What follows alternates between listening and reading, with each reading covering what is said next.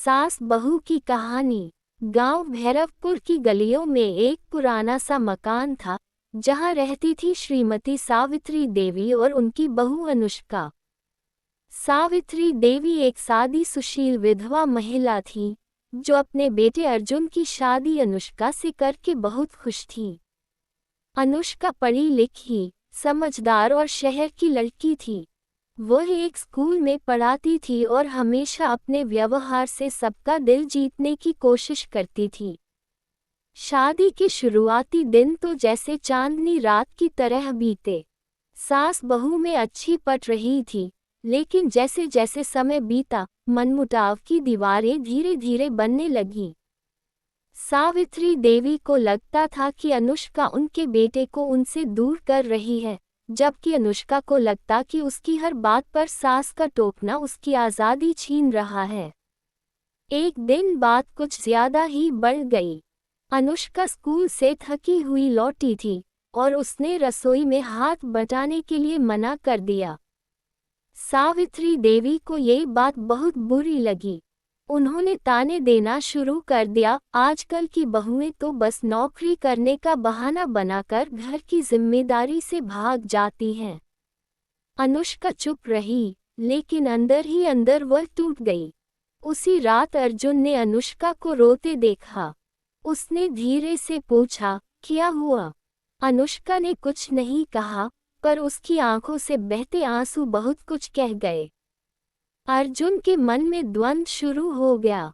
एक और माँ थी, जिन्होंने उसे पाल पोस कर बड़ा किया, और दूसरी ओर उसकी पत्नी, जिससे उसने साथ जीने मरने की कस्में खाई थीं। अर्जुन ने एक रास्ता खोजा। उसने एक रविवार को पूरे परिवार के लिए एक छोटा सा पिकनिक प्लान किया। सबको साथ बैठाकर खाना खिलाया, हंसी मजाक किया। फिर घर लौटकर उसने माँ और अनुष्का को एक साथ बैठाकर बात की। अर्जुन ने कहा, माँ, अनुष्का नौकरी करके थक जाती है, लेकिन फिर भी वह घर का ध्यान रखती है। और अनुष्का, माँ ने अपनी पूरी जिंदगी हमारी सेवा में लगा दी है, वो भी अकेले। अगर तुम दोनों एक दूसरे को समझो, तो ये घर स्वर्ग बन सकता है। ये बात दोनों के दिल में घर कर गई।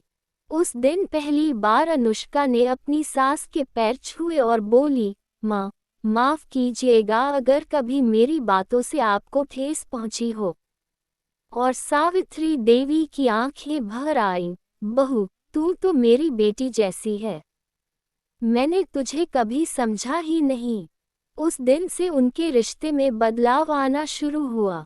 अब सावित्री देवी अनुष्का को रसोई में अकेला नहीं छोड़ती, बल्कि साथ में हंसी मजाक करते हुए काम करती। अनुष्का भी अपने स्कूल की बातें सास से साझा करती और कभी कभी उन्हें भी स्कूल के छोटे कार्यक्रमों में साथ ले जाती। समय बीता और उनका रिश्ता इतना मधुर हो गया कि गांव में लोग मिसाल देने लगे, सावित्री देवी और उनकी बहू जैसी जोड़ी होनी चाहिए। अब न सिर्फ वे सास बहू थीं, बल्कि एक दूसरे की सबसे अच्छी दोस्त भी बन चुकी थीं। एक दिन गांव की महिला समिति ने आदर्श परिवार का सम्मान देने के लिए सावित्री देवी के घर को चुना। जब मंच से नाम पुकारा गया, तो अनुष्का और सावित्री देवी साथ में गईं।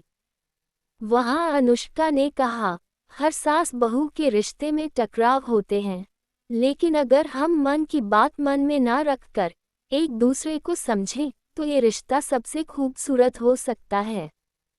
सभी तालियां बजाने लगे और उस दिन दोनों ने एक दूसरे को गले लगाकर यह वादा किया, हम एक दूसरे को कभी गलत नहीं समझेंगे, बल्कि हर बात पर एक दूसरे का साथ देंगे। सीख: सास बहू का रिश्ता अक्सर नाजुक होता है, लेकिन संवाद, समझदारी और एक दूसरे की भावनाओं का सम्मान करके ये रिश्ता गहरा और सुंदर बनाया जा सकता है। जरूरत होती है केवल एक कदम आगे बढ़ाने की।